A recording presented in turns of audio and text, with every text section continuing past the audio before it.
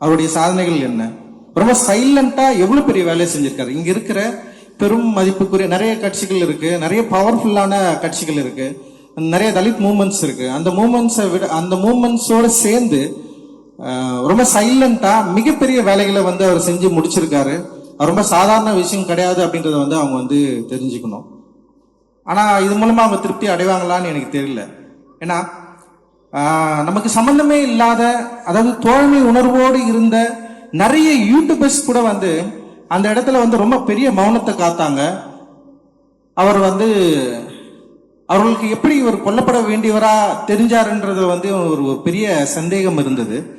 இந்த அரசின் சட்ட ஒழுங்கு சீராக இருக்கிறது அப்படின்றத காப்பாற்றுவதற்காக எல்லா யூடியூபர்ஸும் வந்து அண்ணன் மேல மிகப்பெரிய பழியையும் குற்றமும் சுமத்தி அவர் ரொம்ப மோசமா வந்து சித்தரிச்சுட்டே இருந்தாங்க. அதுக்கப்புறம் நம்ம எல்லாருமே வந்து பேச ஆரம்பிச்சோம், சமூக வலைதளங்கள்ல பேச ஆரம்பிச்சோம். அதுக்கப்புறம் வந்து அவர் பேசின காணொலிகள் நிறைய மக்களை போயிட்டு ரீச் ஆச்சு. நிறைய பேர் பார்த்துட்டு இவர் தானான்னு சொல்லிட்டு, இப்படி ஒரு மனிதரா, இப்படி ஒரு நல்லெண்ணம் கொண்டவரா, குறிப்பா வந்து முரண்பட்ட சாதிகளுக்கிடையே வன்மத்தை விதைக்காம, வன்முறையை தூண்டாம நம்ம எல்லாரும் ஒன்னா இருக்கணும்னு பேசின அவருடைய நிறைய காணொலிகள் வந்து மக்களால் மிகப்பெரிய அளவுல வந்து பாராட்டப்பட்டது. அது நிறைய ஷேர் பண்ணாங்க.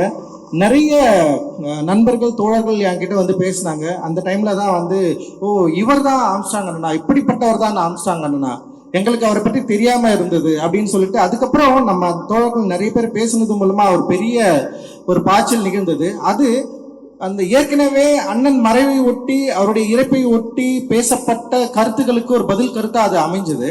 அந்த அமைஞ்சதன் அடிப்படையில் எப்படி வந்து தமிழக காவல்துறை வந்து உடனடியா ஒரு தீர்ப்பை எழுதினாங்கல்ல, இது வந்து ஆற்காடு சுரேஷுடைய படுகொலைக்கு வந்து எதிர்படுகொலை அப்படின்னு சொல்லிட்டு உடனடியா இது வந்து ரவுடிகளுடைய சண்டை அப்படின்னு சொல்லிட்டு தீர்ப்பு எழுதினாங்கல்ல. அப்படி இல்லை, இதுக்கு பின்னாடி ஏதோ ஒரு மறைமுக திட்டம் இருக்குது, ஒரு பெரிய செயல் திட்டம் இருக்கு. அந்த செயல் திட்டத்தின் அடிப்படையில் தான், அரசியல் காரணங்களுக்காக தானே அண்ணன் படுகொலை செய்யப்பட்டிருக்கிறார் அப்படின்னு நம்ம பேசினதுக்கு அப்புறமும் அதை பற்றி புரிந்து கொள்ளாதவர்கள் அதன் பிறகு தலைமையேற்ற திரு அருண் அவர்களுடைய தலைமையில, கமிஷனரோட தலைமையில ஒரு விசாரணை தொடங்கினதுக்கு அப்புறம் இந்த கொலைக்கு பின்னாடி பல திட்டங்கள் இருந்ததை அவங்க வந்து கொண்டு வந்தாங்க. அந்த அதோட பெரிய விசாரணை வளையத்துக்குள்ள பல பேர் உள்ள வந்தாங்க. டெய்லி ஒவ்வொருத்தரும் வந்துட்டே இருந்தாங்க. யாரா இது, இவ்வளவு பேர் இருக்காங்க, அவர் தெருவுல இருந்து ஒருத்தர் வராரு, அங்கிருந்து ஒருத்தர் வரான், இங்கிருந்து ஒருத்தர், வழக்கறிஞர்கள் வராங்க, எக்கச்சக்கமான பேர் லிஸ்ட் வந்துட்டே இருக்கு. கிட்டத்தட்ட இன்னைக்கு வரைக்கும் லிஸ்ட் முடியவே இல்லை. இப்ப கிடைச்சிருக்கிற லிஸ்ட் வரைக்கும் வந்து கிட்டத்தட்ட பார்த்தா ஒரு 27க்கு மேல வந்து வந்திருக்கு.